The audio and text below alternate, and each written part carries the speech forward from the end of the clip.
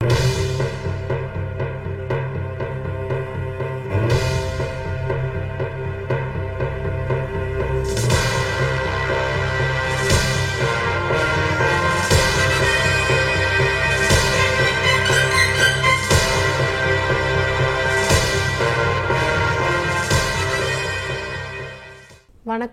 நீதிமன்ற செய்திகள்.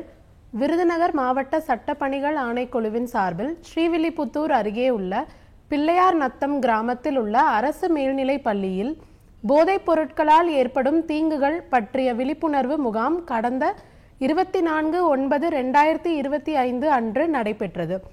இம்முகாமில் மாவட்ட சட்டப்பணிகள் ஆணைக்குழுவின் தலைவரும் முதன்மை மாவட்ட நீதிபதியுமான திரு ஜெயக்குமார் அவர்கள் பேசியதாவது: போதைப் பொருட்களை விற்பது, போதைப் பொருட்களை கடத்துவது, போதைப் பொருட்களை பயன்படுத்துவது, போதைப் பொருட்கள் சட்டத்தில் கடுமையான நடவடிக்கை எடுக்கப்படும். இந்தியா வலுப்பெற மாணவ மாணவிகள் போதைப் பொருட்களை பயன்படுத்தக்கூடாது என்றும், போதைப் பொருட்கள் இல்லாத இந்தியாவை உருவாக்க நாம் அனைவரும் முன்வர வேண்டும். போதைப் பொருட்கள் பயன்படுத்துவதன் மூலம் தங்களின் வலிமை பாதிக்கப்படும்.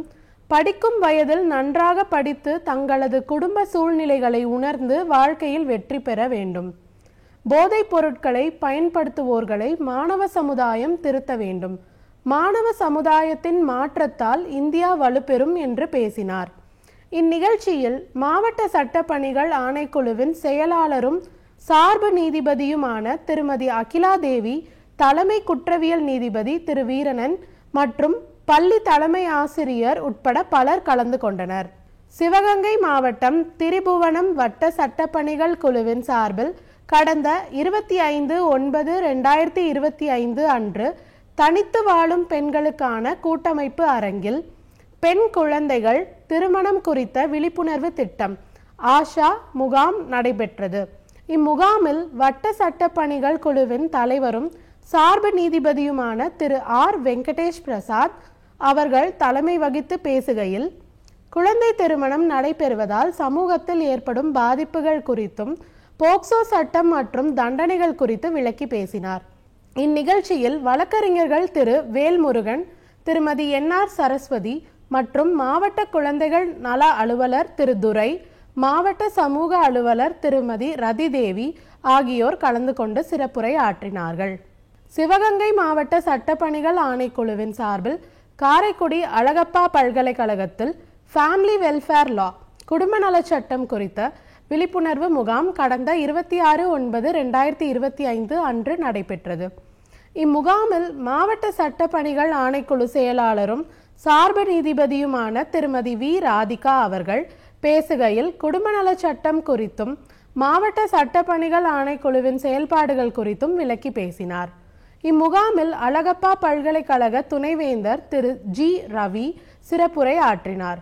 மேலும் பேராசிரியர் முனைவர் பி வீரமணி, வழக்கறிஞர் திருமதி செந்தமிழ் செல்வி, மாவட்ட சமூக நல அலுவலக ஒருங்கிணைந்த சேவை மைய நிர்வாகி திருமதி சந்தியா, மாணவ மாணவியர்கள் மற்றும் பலர் கலந்து கொண்டார்கள்.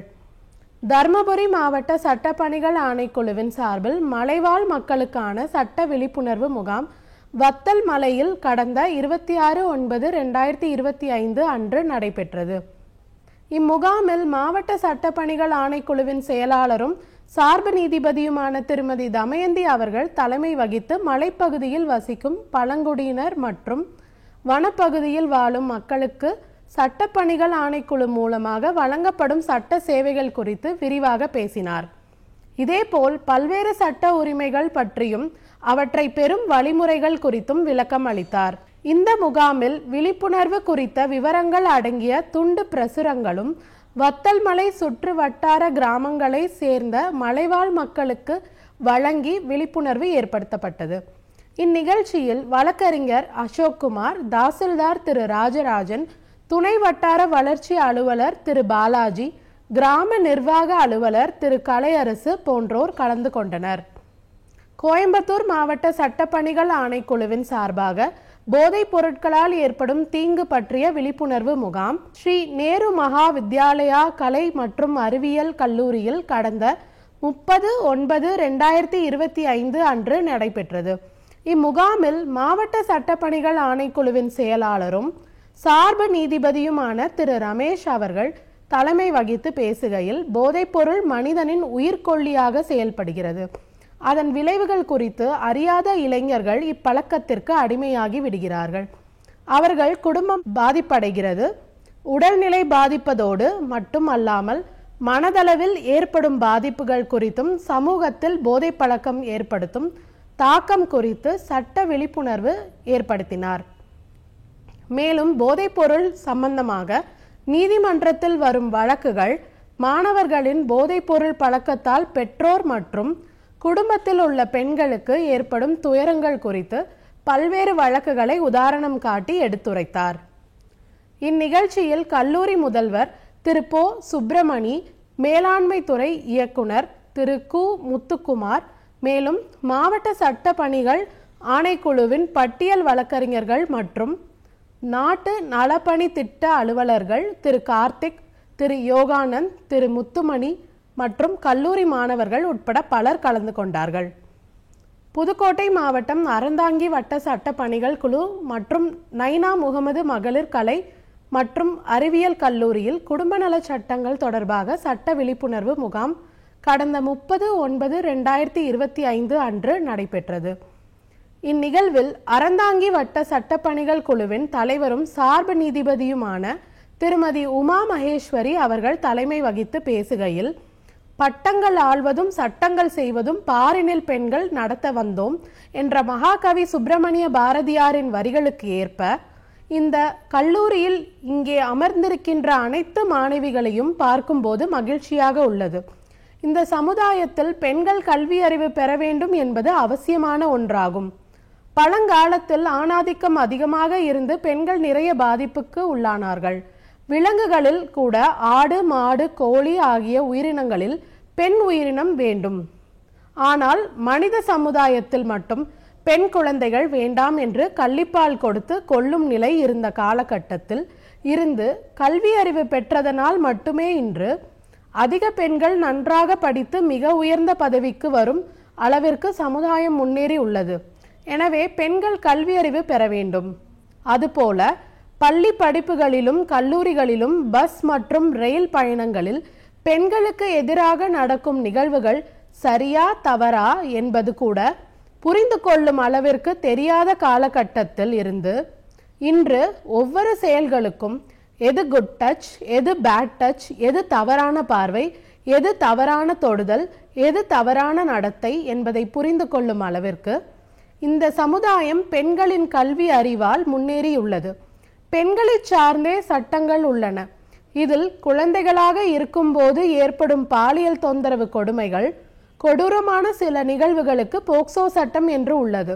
இதில் பாதிக்கப்படும் குழந்தைகளுக்கு காப்பாற்றுவதற்காகவும் பாதிப்பை ஏற்படுத்தும் நபருக்கு அதிகபட்ச தண்டனைகள் வழங்கும் அளவிற்கு தனி சட்டமும் உள்ளது.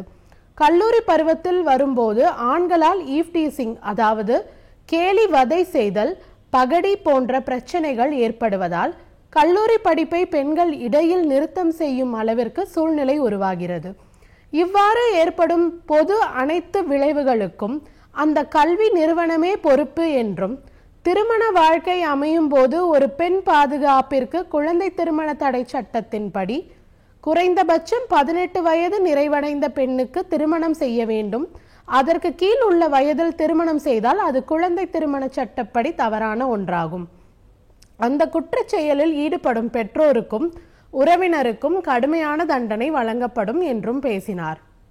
மேலும் வரதட்சணை தடுப்பு சட்டம் ஒரு பெண்ணை திருமணம் செய்யும் போது வரதட்சணை கேட்பதும் தூண்டுதலும் தவறு. மாறாக தன் பிள்ளைகள் நன்றாக வாழ வேண்டும் என்பதற்காக பெற்றோர்களின் விருப்பத்தினால் நிறைய சீர்வரிசை பொருட்கள் கொடுத்து வாழ வைப்பது என்பது தவறல்ல என்றும், ஆனால் அதுவே கட்டாயமாகவும் தூண்டுதலினாலும் கொடுமைப்படுத்தி கேட்கக்கூடிய சூழ்நிலை ஏற்பட்டால் அது சட்டப்படி தவறான ஒரு செயலாகும்.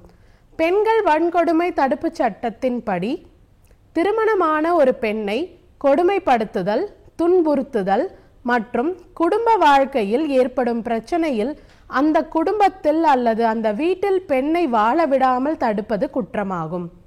அவ்வாறு ஏற்படும் போது அந்த பெண் மற்றும் குழந்தைகளுடன் வாழ்வதற்கு உரிமை சட்டத்தில் உள்ளது.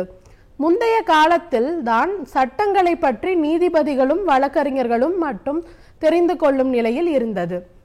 ஆனால் இன்று தங்களுடைய செல்போனில் அடிப்படை சட்டங்களில் இருந்து அனைத்து சட்டங்களையும் தெரிந்து கொள்ளும் அளவிற்கு தகவல் தொழில்நுட்பம் வளர்ச்சி அடைந்துள்ளது. அதை தாங்கள் பயன்படுத்தி கொள்ள வேண்டும். அதே போல பணிபுரியும் இடத்தில் தங்களுக்கு ஏற்படுகின்ற பிரச்சனைகளை தீர்க்கவும் பெண்கள் பாதுகாப்பு சட்டம் உள்ளது. இந்த சமுதாயம் பெண்களை பாதுகாப்பதற்காகவே சட்டங்கள் அமைக்கப்பட்டுள்ளன.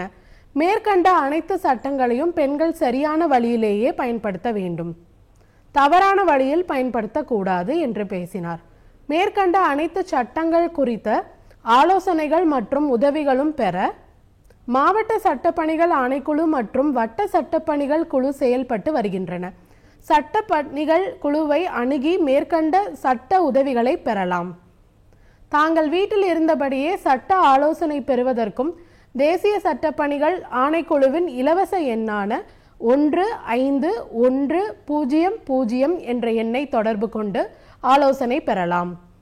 இம்முகாமில் அறந்தாங்கி மாவட்ட உரிமையியல் நீதிமன்ற நீதிபதி திருமதி வி. சிவகாம சுந்தரி மற்றும் அறந்தாங்கி குற்றவியல் நீதித்துறை நடுவர் நீதிமன்ற நீதிபதி திரு சத்யநாராயண மூர்த்தி மற்றும் வழக்கறிஞர் திரு செந்தில்குமார், கல்லூரி மாணவிகள், பேராசிரியர்கள் மற்றும் பலர் கலந்து கொண்டார்கள். நன்றி, வணக்கம்.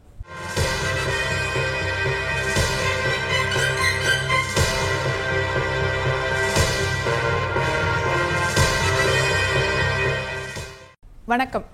இன்று சட்ட தகவல் நிகழ்ச்சியில் அடிப்படை உரிமைகள் பற்றி பார்ப்போம். உரிமை என்றால் என்ன? மக்களாட்சி நாட்டில் மக்கள் பாதுகாப்புடன் வாழ்வதற்கும் அவர்களது சுதந்திரத்தை பாதுகாப்பதற்காகவும் ஒரு சில அதிகாரம் தேவைப்படுகிறது. அந்த அதிகாரமே உரிமை எனப்படும். அடிப்படை உரிமைகள் என்றால் என்ன? மக்களாட்சி நாட்டில் மக்கள் சுதந்திரம். அடிப்படை உரிமைகள் என்றால் என்ன? மக்களாட்சி நாட்டில் மக்கள் சுதந்திரமாகவும் பாதுகாப்புடனும் மகிழ்ச்சியுடனும் வாழ்வதற்கு சில உரிமைகள் தேவைப்படுகின்றன. அவ்வுரிமைகள் மக்கள் வாழ்க்கை, தொழில், சுதந்திரம் ஆகியவற்றை பாதுகாப்பதற்காக அரசியலமைப்பால் வழங்கப்பட்டுள்ளது. அவையே அடிப்படை உரிமைகள் எனப்படும். அடிப்படை உரிமைகளின் நோக்கம் என்ன? இந்திய குடிமக்களிடையே சமத்துவம் மற்றும் சகோதரத்துவத்தை வளர்ப்பது, ஆட்சியாளர்களிடமிருந்து மக்களுடைய சுதந்திரமான உரிமைகளை பாதுகாப்பது, குடிமக்களுடைய கலாச்சாரம் மற்றும் கல்வியியல் உரிமைகளை பேணி வளர்ப்பது, அடிப்படை உரிமைகள் மீறப்பட்டால் அதற்காக நீதிமன்றத்தில் வழக்கிட்டு நீதி பேராணைகள் வழியாக தீர்வு பெறுவது. அடிப்படை உரிமைகளின் முக்கியத்துவம் என்ன? அடிப்படை உரிமைகள் இந்திய நாட்டின் உயர் சட்டமான அரசியலமைப்பு சட்டத்தால் வழங்கப்படுகின்றன. அடிப்படை உரிமைகளை மறுக்கவோ நீக்கவோ முடியாது. அடிப்படை உரிமைகள் இந்திய அரசியலமைப்பின் அடிப்படை கட்டமைப்பின் ஒரு பகுதியாகும். அரசின் வரம்பு மீறிய தலையீட்டிற்கும் தனிமனித சுதந்திரத்திற்கும் இடையே ஒரு சமத்துவத்தை நிலவ உதவுவதே அடிப்படை உரிமையாகும். அடிப்படை உரிமைகளை மீறும் வண்ணம் சட்டம் இயற்ற இயலாது. அடிப்படை உரிமைகள் 6 வகைப்படும். 1. சமத்துவ உரிமை, ரைட் டு ஈக்வாலிட்டி. 2. சுதந்திர உரிமை, ரைட் டு ஃப்ரீடம். 3. சுரண்டலுக்கு எதிரான உரிமை, ரைட் அகெயின்ஸ்ட் எக்ஸ்ப்ளாய்டேஷன். 4. சமய சுதந்திர உரிமை, right to freedom of religion. 5. கலாச்சாரம் மற்றும் கல்வியியல் உரிமைகள், கல்ச்சுரல் அண்ட் எஜுகேஷனல் ரைட்ஸ். 6. அரசியலமைப்பு தீர்வழிகள் பெற உரிமை, ரைட் டு கான்ஸ்டிடியூஷனல் ரெமடிஸ். 1. சமத்துவ உரிமை, ரைட் டு ஈக்வாலிட்டி. ஷரத்து 14 சட்டத்தின் முன் அனைவரும் சமம். எந்த குடிமகனும் அவனது நாட்டில் உள்ள சட்டங்களுக்கும் நீதிமன்றங்களுக்கும் உட்பட்டவன். இந்திய எல்லைக்குள் எந்த நபரின் சமத்துவத்தையோ அல்லது சட்டங்களின் சம பாதுகாப்பையோ அரசு மறுக்கக்கூடாது என ஷரத்து 14 கூறுகிறது. ஆணும் பெண்ணும் சட்டத்தின் முன் சமம் என்றாலும் பெண்களுக்கு தனி பாதுகாப்பு கொடுக்க தனி சட்டம் இயற்றலாம் எனவும் நியாயமான வகைப்பாடு செய்யலாம் எனவும் அரசியலமைப்பு சட்டம் கூறுகிறது. ஷரத்து 15 அரசு எந்த குடிமகனையும் அவனுடைய மதம், இனம், ஜாதி, பால், இருப்பிடம் ஆகியவற்றில் எதையாவது காரணமாக காண்பித்து பாகுபாடு காட்டலாகாது. கடை, பொது ஓய்வு விடுதிகள், உணவு விடுதிகள் மற்றும் பொதுவான பொழுதுபோக்கு இடங்கள், அரசால் நிதியளிக்கப்பட்ட கிணறுகள், தொட்டிகள், குளியல் துறைகள், சாலைகள் உபயோகிக்க தடைப்படுத்தவோ தகுதியின்மைப்படுத்தவோ பொறுப்புக்குள்ளாக்கவோ கூடாது. பெண்கள் மற்றும் குழந்தைகளுக்கு சிறப்பு சட்டம் இயற்றலாம். சமுதாயத்தில் மற்றும் கல்வியில் பின்தங்கி உள்ள வகுப்பினர் அல்லது தாழ்த்தப்பட்டவர்கள் மற்றும் பழங்குடியினருக்கு தனிச்சட்டம் அரசு இயற்றலாம். ஷரத்து 16. அரசின் கீழுள்ள எந்த அலுவலகத்திலும் பணி அல்லது பணி நியமனம் குறித்த விவரங்களில் எல்லா குடிமகன்களுக்கும் சம வாய்ப்பு அளித்தல் வேண்டும். இந்தியாவில் எப்பகுதியில் வாழ்ந்து வந்தாலும் வேலை வாய்ப்புகளில் அரசு சம வாய்ப்பு அளிக்க மறுக்கக்கூடாது. பிறப்பிடம் மற்றும் உறைவிடம் அடிப்படையில் அரசின் ஒரு அலுவலகத்தில் அல்லது பணியில் ஒரு குடிமகன் அமர தகுதியற்றவராக ஆக்கப்படக்கூடாது. ஷரத்து 17. தீண்டாமை ஒழிப்பு. தீண்டாமை மூலம் எந்த தகுதியின்மையாவது ஏற்படுத்தப்பட்டால் அது குற்றமாக கருதப்பட்டு சட்டப்படி தண்டிக்கப்படும். ஷரத்து 18. ஒரு குடிமகனுக்கோ அல்லது குடிமகன் அல்லாதவருக்கோ அரசு பட்டங்கள் வழங்குவது தடை செய்யப்படுகிறது. ஆனால் இராணுவம் மற்றும் கல்வியில் சிறப்புடையவர்களுக்கு பட்டங்கள் அளிப்பதை ஷரத் 18(1) தடுக்கவில்லை. 2. சுதந்திரமான உரிமை, ரைட் டு ஃப்ரீடம். இந்திய அரசியலமைப்பு சட்டத்தில் 19(1) ஷரத்து இந்திய குடிமக்களுக்கு மட்டும் பொருந்தக்கூடிய 6 வகையான சுதந்திரங்களை அளித்துள்ளது. சமூக கட்டுப்பாடு மற்றும் ஒட்டுமொத்த மக்களின் நலன் ஆகியவற்றை கருத்தில் கொண்டு சுதந்திரத்தின் மீது நியாயமான கட்டுப்பாடுகள் விதிக்கப்பட்டுள்ளன. ஷரத் 19(1)(a) படி பேச்சு மற்றும் கருத்துக்களை வெளியிடும் சுதந்திரம் உள்ளது. ஆனால் அரசின் பாதுகாப்பு, அண்டை நாட்டு நட்புறவு, பொது அமைதி, அறநெறியிலான ஒழுக்கம், நீதிமன்ற அவமதிப்பு, அவதூறு கூறல், குற்றம் செய்ய தூண்டுதல், இந்தியாவின் ஒருமைப்பாடு மற்றும் இறையாண்மை ஆகியவற்றை கருத்தில் கொண்டு நியாயமான கட்டுப்பாடுகளை விதிக்கலாம். ஷரத் 19(1)(b) படி அமைதியாக ஆயுதமின்றி கூடுவதற்கு சுதந்திரம் உள்ளது. ஆனால் இந்தியாவின் ஒருமைப்பாடு மற்றும் இறையாண்மை மற்றும் பொது அமைதியின் நலனுக்குட்பட்டு நியாயமான கட்டுப்பாடுகளை விதிக்கலாம். ஷரத் 19(1)(c) படி கழகங்கள் மற்றும் சங்கங்கள் அமைப்பதற்கான சுதந்திரம் உள்ளது. ஆனால் பொது அமைதி அல்லது அறநெறியின் நலன், இந்தியாவின் ஒருமைப்பாடு மற்றும் இறையாண்மை ஆகியவற்றின் நலனுக்குட்பட்டு நியாயமான கட்டுப்பாடுகளை விதிக்கலாம்.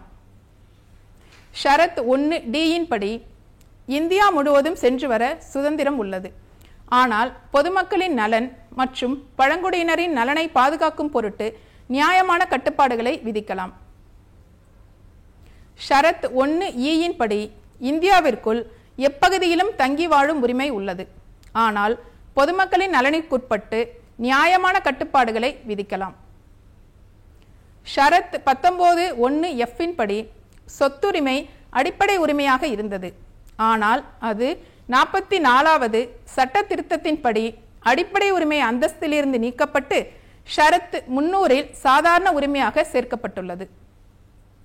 ஷரத் 19(1)(g) படி எந்த தொழில், பணி மற்றும் வணிகம் அல்லது வியாபாரத்தை செய்யும் சுதந்திரம் வழங்கப்பட்டுள்ளது. ஆனால் பொதுமக்களின் நலன் கருதியும் அரசின் நலன் கருதியும் நியாயமான கட்டுப்பாடுகளை விதிக்கலாம். குற்ற செயலுக்கான குற்ற தீர்ப்பு பொருத்த பாதுகாப்பு. ஷரத் 20(1) ஒரு குற்றமென குற்றம் சாட்டப்பட்ட செயல் செய்யப்பட்ட காலத்தில் அமலில் இருந்த சட்டத்தினை மீறியதற்கு தவிர வேறு எந்த குற்றத்திற்காகவும் ஒரு நபர் தண்டிக்கப்படலாகாது. மற்றும் குற்றம் நடந்த காலத்தில் அமலில் இருந்த சட்டத்தின் கீழ் எது அபராத தொகையாக விதிக்கப்பட்டிருக்குமோ அதற்கு மேற்பட்ட அபராத தொகைக்கு ஒரு நபரை உட்படுத்தல் கூடாது.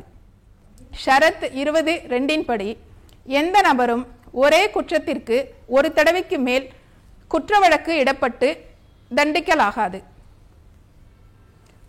ஷரத் 23 படி ஒருவர் தன்னைத்தானே குற்றம் சாட்டிக்கொள்ள வற்புறுத்தப்படுவதிலிருந்து பாதுகாப்பு அளிக்கிறது.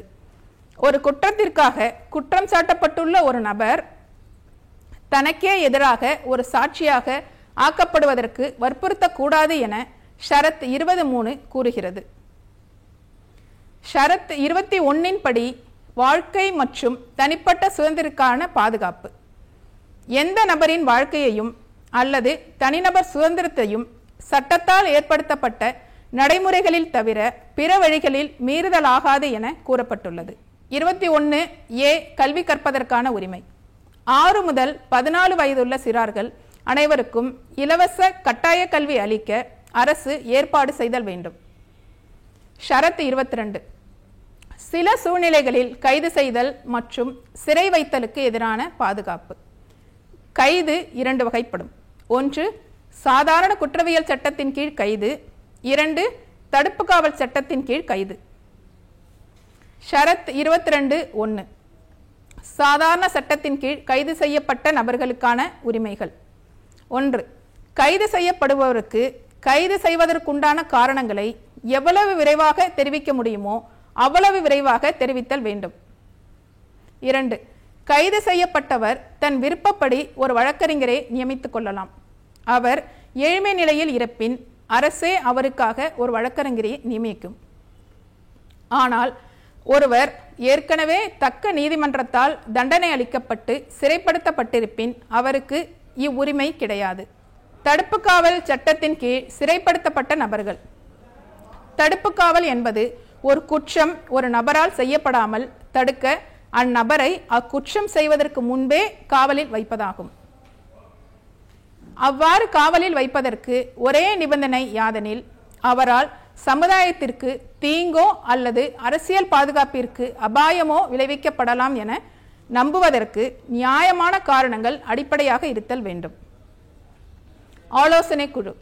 44வது திருத்த சட்டத்திற்கு பிறகு 2 மாதங்களுக்கு மேல் ஒருவரை சிறைப்படுத்த வேண்டுமெனில் அச்சிறைப்படுத்தும் உத்தரவு ஆலோசனை குழுவில் குறிப்பீடு செய்தல் வேண்டும். சுரண்டலுக்கு எதிரான உரிமை. ஷரத் 23 படி பெண்களை ஒழுக்கக்கேடான வாணிகத்தில் ஈடுபடுத்தினாலோ ஊதியம் இல்லாமல் ஒருவரிடம் வேலை வாங்கினாலோ அது குற்றமாகும்.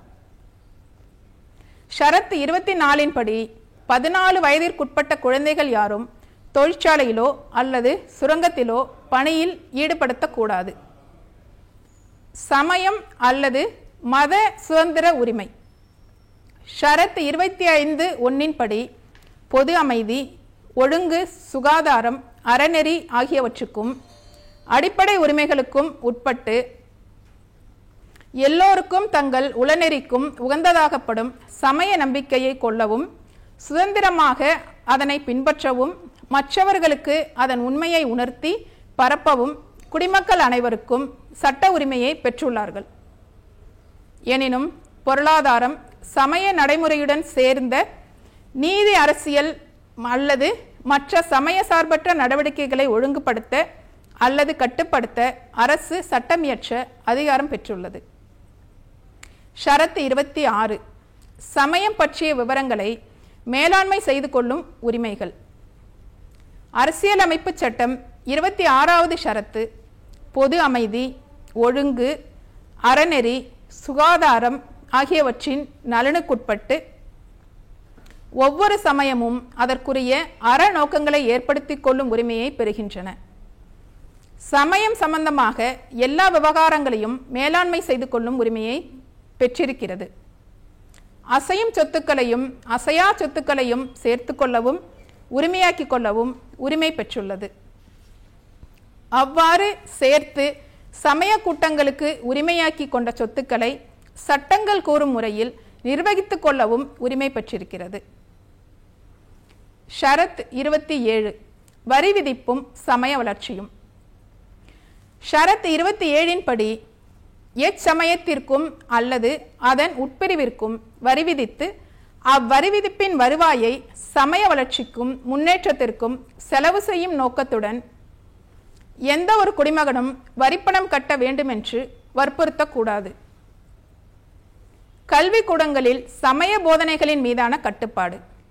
ஷரத் 28 அரசின் நிதி உதவியை முழுமையாக பெற்று கல்வி பணிபுரியும் நிறுவனங்களில் சமய போதனை செய்தலாகாது. பண்பாடு கல்வி பற்றிய உரிமைகள். ஷரத் 29 படி இந்தியாவில் எப்பகுதியில் வாழ்பவராக இருந்தாலும் தனி மொழி ஒன்றை அல்லது எழுத்து முறையை, தனி கலாச்சாரம் ஒன்றை பெற்றிருக்கும் சமூகத்தினர் அம்மொழி, எழுத்து, கலாச்சாரம் ஆகியவற்றை பாதுகாக்கும் அரசியலமைப்பு சட்ட உரிமையை பெற்றுள்ளனர். ஷரத் 29(2) படி அரசு அதன் கல்விக்கூடங்களிலும் அல்லது அரசின் உதவி பெற்று நடத்தப்படுகின்ற கல்வி சாலைகளிலும் எந்த ஒரு குடிமகனும் சமயம், இனம், சாதி, மொழி அல்லது அவற்றில் ஏதேனும் ஒன்றினால் கல்வி பெறும் வாய்ப்பை உறுதி செய்கிறது. ஷரத் 30(1) படி மொழி, சமயம் ஆகியவற்றின் அடிப்படையில் சிறுபான்மையினராக உள்ள எல்லோரும் தங்கள் விருப்பப்படி கல்விக்கூடங்களை ஏற்படுத்தி அவற்றை நிர்வகித்துக் கொள்ளக்கூடிய உரிமையை வழங்குகிறது.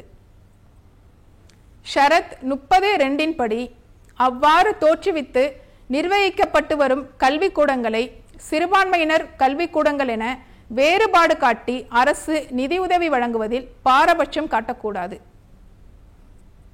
ஷரத் 32 அரசியலமைப்பு தீர்வழிகள் பெற உரிமை. அடிப்படை உரிமைகள் மீறப்பட்டால் அந்த உரிமைகளை செயலுறுத்துவதற்காக உயர்நீதிமன்றத்தையோ அல்லது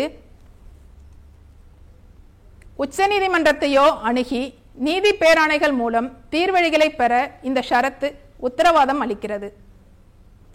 நீதி பேராணை ரிட் என்றால் என்ன? இந்திய குடிமகனின் அடிப்படை உரிமைகள் அரசால் மீறப்படின் அவர் உயர்நீதிமன்றத்திலோ உச்சநீதிமன்றத்திலோ மனு செய்யலாம். மனுவின் சூழலை ஆராய்ந்து உயர்நீதிமன்றமோ உச்சநீதிமன்றமோ அவ்வாறு அடிப்படை உரிமைகள் மீறப்பட்டிருப்பின் அதை நிலைநிறுத்த தக்க உத்தரவுகளை பிறப்பிக்கும்.